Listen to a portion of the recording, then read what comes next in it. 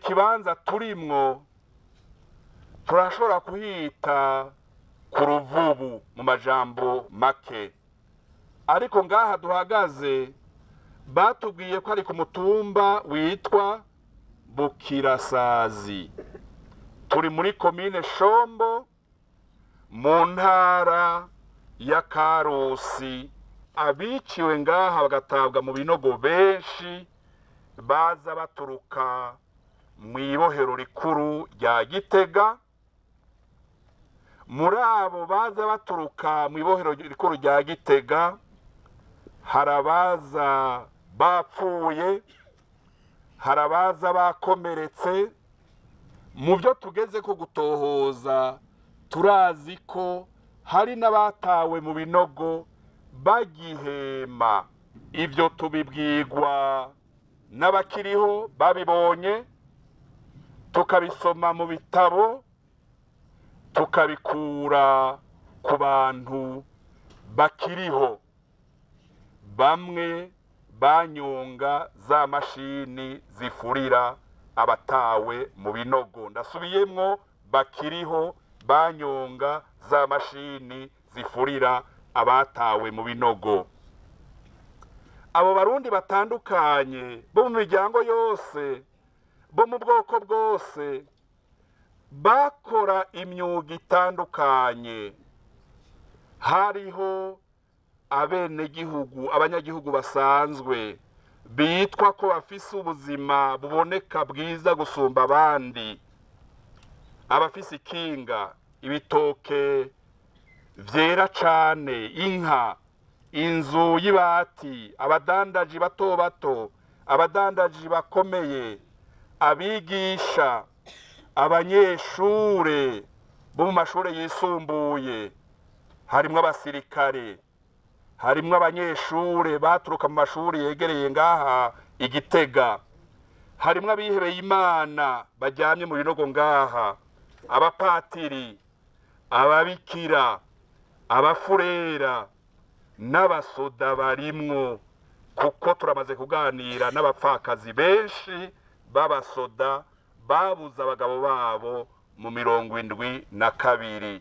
Umugwi umaze gukorera ngaha kandi wari umaze kuza gukorera ngaha, uyu munsi turi kumwe tumaze kumenya ko ngaha hari ibinogo birenga 14.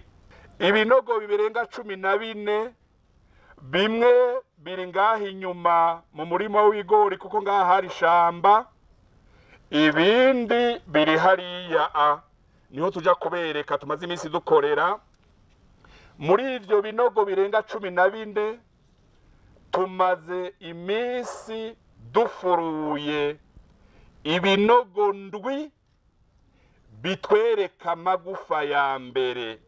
Ariko uko tumara iminsi tuganira n'abenegihugu bari bato babuze, bava benshi ngaha hakurya ni muri Giheta, muri Gitega. Aha turi ni muri Shombo, muri Karusi. Kera Karusi yitwa arondisema, yakukira intara ya Gitega. Aha turi rero, naho tugitohoza turazi ko hari abapfuye, abishwe baturuka muri Karusi. Hariho abaturuka kuri iri barabara ry'Ingozi, Bitare, Bugendana, Mutaho. Nidukekeranya ko hari abaturuka mu ibarabara rija Ruyigi canke Rutana, Makebuko, Bukirasazi, za Giheta, uji Bujumbura, Muramvya. Hariho n'abatawe muri uru ruzi. Abo rero nibo dukwiye gusengera, kwibuka. Bari bene wacu, bari bashiki bacu, bari abavyeyi bacu. No ngaha turi hariho abavyeyi benshi babuze ababo, hariho abategetsi benshi babuze abavyeyi babo bakiri bato. Turazi ko hariho n'abihebeye Imana benshi bo mu madini atandukanye bari muri ibi binogo.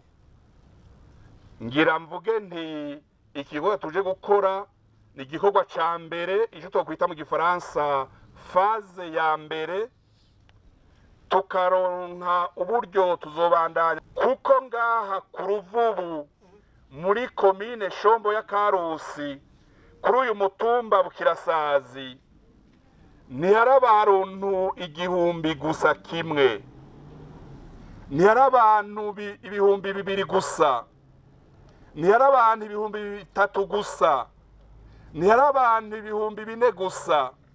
Mu bitabo dufise tugeze ku bantu baba 7,000 baryamye mu binogo biri ngaha. Ico gitigiri c'7,000 kiri mu gitabo casohowe na Eklezia Katolika, igitabo abazokirondera bagisome citwa ubuzima bwa Patiri Michel Kayoya. Ku rupapuro rwa 25 niho batubwira abantu 7,000 bashobora kuba barenga bavimugera na hamwe na dondagura. Hanyuma ico gikorwa nico cyatuzindukanye, mudushigikire, abarundi bose badushigikire, ukuri gufashe kubohora abarundi, kuko abarundi bose barabuze. Ahajyamye abahutu n'abatutsi n'abanyamahanga bamwe barimwo, abo bitiranya naba canke abandi bakicwa. Tukavuga tuti ejo twigisha abana bacu ibyabaye ntibisubire kuba. Abarongoye igihugu barongora igihugu barondera ubuzima bwabo barongoye, barongora igihugu batarondera kwica abo barongoye.